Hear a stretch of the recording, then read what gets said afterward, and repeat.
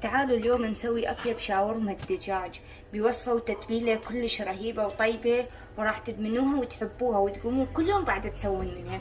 أول شي عندي هنا صدر دجاج راح أقطعه بأحجام شكل الشاورما.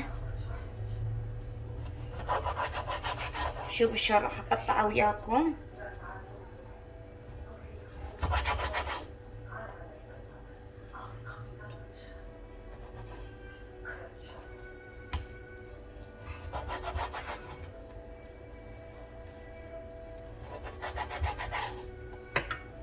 أقطعه شرائح بهذا الشكل مثل ما تشاهدون. إذا واضح عندكم شرائح بهذا الشكل راح أكمل كل الكمية وأرجع لكم.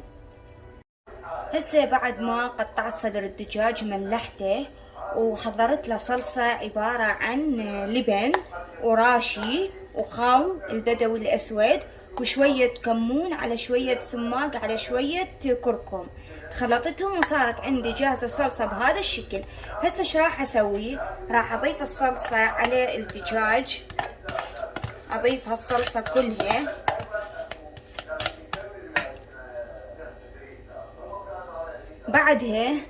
بعد ما راح اضيف الصلصة كلياتها ايش راح اسوي؟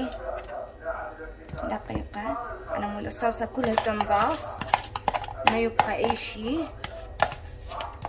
ايش راح اسوي؟ راح اخلط المكونات كلها جيدا. هاي بعد ما خلطتها جيدا وصارت بهذا الشكل راح اسلفنها واتركها ليلة كاملة تشبع بالتتبيلة بالثلاجة، تتبل ليلة كاملة، وبعدها ثاني يوم ارجع لكم بشلون نسويها. طبعا للمعلومة هسه تقولون انت ليه ضفتي هاي البهارات ما ضفتي باقي البهارات؟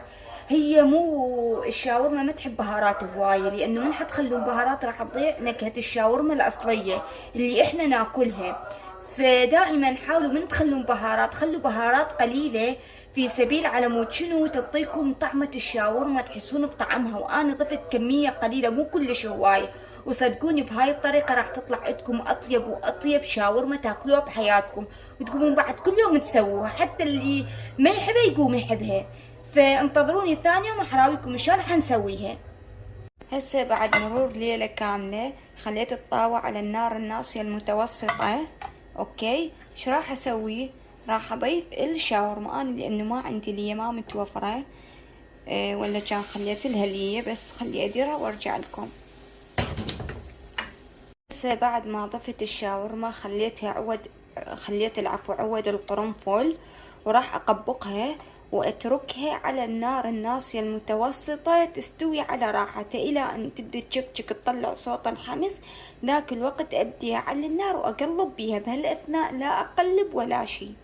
طبعا ملحوظة سريعة، تتبيلة يعني هي طريقة الشاورما نفس طريقة اللحم اللي اسويها اني، لكن باللحم شوية اضيف ماي على مود يستوي عندنا، لان اللحم يكون شوية قاسي مو بسهولة يستوي، بينما الدجاج ما اضيف ماي، هو راح يذب السوائل مالته.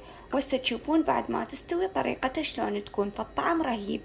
وهاي بعد ما استوت عندي الشاورما وصارت بهذا الشكل وطعمها كلش طيب. انصحكم تجربوها وسيكم الف عافية.